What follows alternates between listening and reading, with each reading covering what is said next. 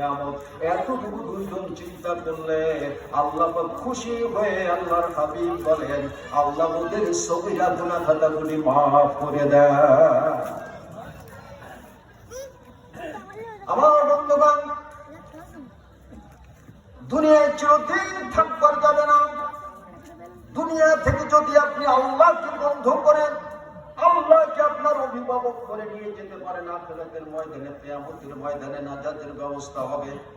আর যদি শয়তানকে আপনার বন্ধ করেন, আল্লাহ পাক সূরা যুখরুফের ভিতরে বলেন মানুষকে আমি এতটা দান করতাম, ওয়ালাউলা ইয়াকুনান নাসু উম্মাতান ওয়াহিদাতান লাজাআলনা লিমান ইয়াকফুরু বির-রাহমানি লিবুয়ুতিহিম সুকুফান মিন ফিদ্দাতিন ওয়া মাআরিজা আলাইহা ইয়াযহারুন যুখরুফান।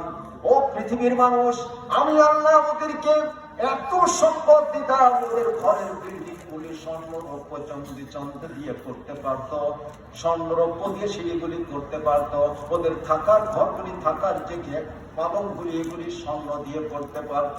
কিন্তু আমি আল্লাহ অ্যাভেলেবেল দিই না, শুধু একটি মাত্র কারণে, দুনিয়ার সমস্ত মানুষগুলি যদি একদল মুক্ত হয়ে যায়, ঠিক আছে।